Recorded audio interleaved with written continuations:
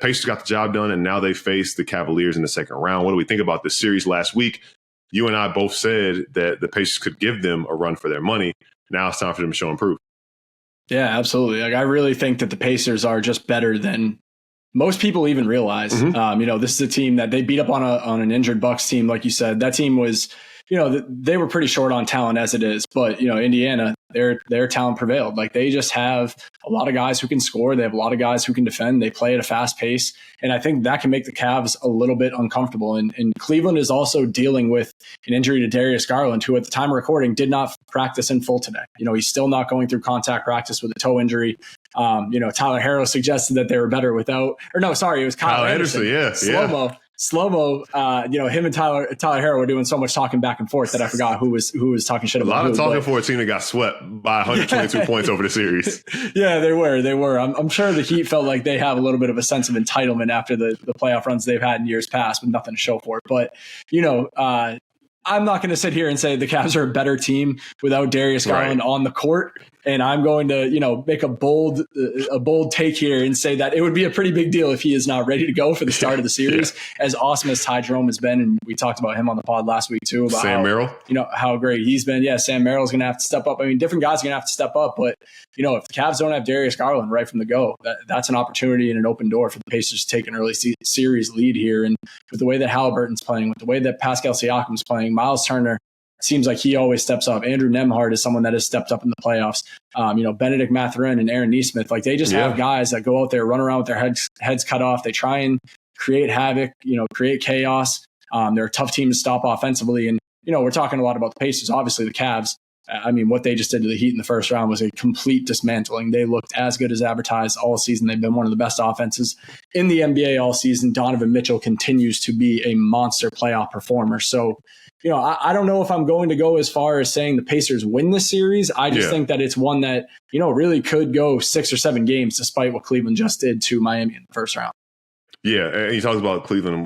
We haven't gotten talked about a lot, and understand that series was a bit of a snooze fest, given the fact they won game 3 by 37, and then game 4 by 55. I keep saying number 5 because 55 is a largest point differential in playoff sweep in NBA history.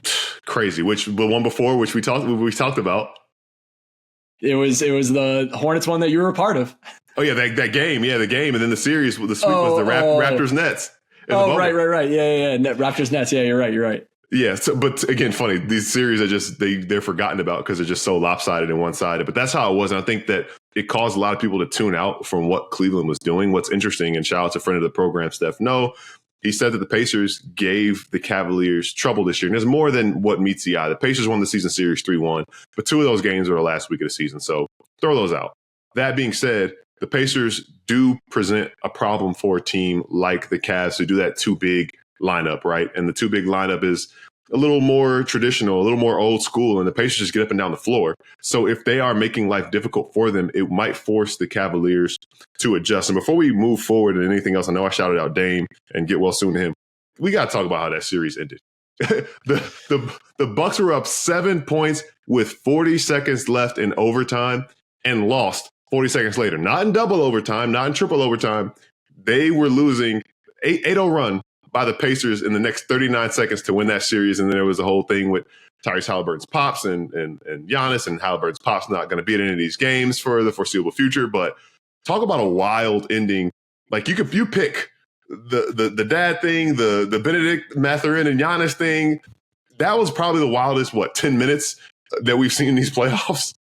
Well, I'm sitting there and there's like a minute and a half to go and it's an 8-point game and it's on NBA TV and they completely overbooked the slate. And I'm like, come Caesar on, man. on headline news right now. Yeah, I'd never even heard of HLN in my life. Like, I saw on Twitter, somebody was like, you can catch the C's over on HLN. I'm on YouTube TV, like, searching for it. I'm like, I do not have this channel. Yeah, I'm watching the game I'm streaming it on my phone because we got the edition of League Pass with no blackouts. And, I'm like, can we wrap this up? This game is over. And then all of a sudden I'm like, oh, wait. Oh, yeah. Oh, wait. And you texted me and you're like, oh, my God, Gary Trent Jr. And I responded back and I was like, oh, my God, Gary Trent Jr. as the ball just go. And I felt bad for GTJ. Like, the ball went straight through his legs. He was the reason they were even in that game in the first place. Yep. But, then, they're swinging the camera around and Giannis is in somebody's face no matter where the camera goes. And now Tyrese Halliburton's dad is banned from the gym, AAU style. Like it's the NBA playoffs and he can't even go watch his son play in person because he's on the court stepping to like one of the best players in the world. It's just like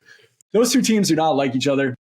I don't remember the exact stat. It was something like they've played each other like 18 times in the last 3 years or something like that between two playoff series. They play each other 4 times a year being in the same division. They play each other in the in-season tournament. Like, so there's a lot of bad blood there and it's authentic. And like, that's the type of stuff that we've wanted to see from the NBA. And I think that like, fans in general are pretty satisfied with like that aspect of the playoffs so far, the physicality, the drama, you know what I mean? But, that was just such a ridiculous ending. And for that to be like, what could potentially be Giannis's last game in a Bucks jersey. I don't know if you also saw like the memes on Twitter and stuff of like he was like giving an applause to like the road crowd as he was leaving. And everyone's like, this guy's mind is in a million different places at once.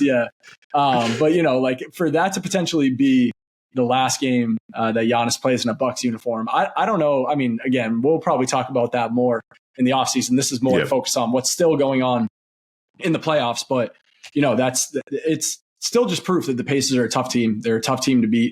Even when their backs are against the wall, they play hard. They keep fighting all the way to the final buzzer. No quit. Tyrese Halliburton's playing at an extremely high level right now. And I'm excited for that series. I'm looking at it right now. 7.5 point favorites the Cavs are in game 1. That's a lot bigger than I would have expected for two teams that I feel like are pretty evenly matched. But we're about to find out what the Cavs are really made of if we haven't already this season.